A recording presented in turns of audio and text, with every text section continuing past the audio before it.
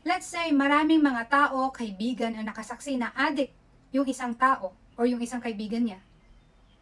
Pero sa panahong kailangan niya magsalita, nananahimik siya, wala tayong magagawa. Ang swerte din talaga ng mga magnanakaw, ng mga politiko, manggagamit ng mga retokadang vloggers or kung ano man yung title nila. Kasi wala talagang nagsasalita against sa kanila. Everyone is so scared to share the truth. And that's my personal experience dito sa Taiwan. Just imagine, gusto mong gumawa ng video. Gusto mong magsalita yung mga ilang Pilipino dito para sabihin kung ano yung mga personal na experiences nila. Marami sa kanila ayaw kasi baka makita sila ng kung sino at baka mamaya anong mangyari sa kanila. Sila lang sa sarili nila. Wala pang threat, takot na. This is the reason why parami ng parami yung mga masasamang politiko sa atin dyan sa Pilipinas. Yung mga politikong nakatanggap ng maleta, sila pa yung may ganang magdemanda. Ganyan ka-dysfunctional ang Pilipinas. Gaya na lang ng nangyayari ngayon sa Pilipinas na sobrang daming hindi pa natulungan dahil sa malakas na lindol. Pero ano ang laman ng balita? Yung presidenteng nakangiti habang tinitingnan napakagandang paaralan na hindi naman totoo sa bawat school sa buong Pilipinas. Hanggang ngayon, marami pa rin mga teachers ang naghihirap sa schedule nila. Kasi kulang-kulang yung classrooms nila.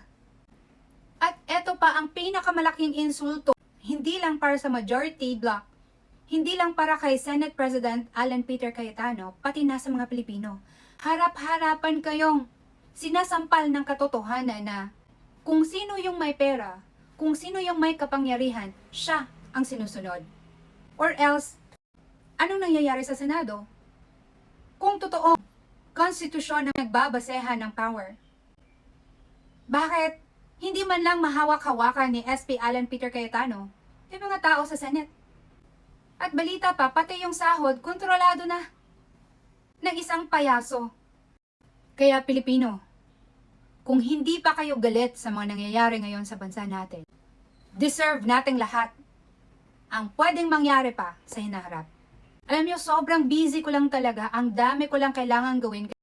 Kaya hindi ako makagawa ng podcast, pero hindi ko iiwan yung bansa natin. Kaya gumagawa pa rin ako ng mga konting edit dito sa TikTok para ibahagi yung nararamdaman ko sa mga issues ngayon. At isa pa, kung ayaw nyong magkaroon ng atensyon ang isang tao, lalong-lalo na yung ayaw sa mga Duterte, edi wag nyong i-share. Wag nyong i-post, wag nyong gawing meme. Kasi mas lalo lang nagkakaroon sila ng engagement at nagkakapera sila at your expense.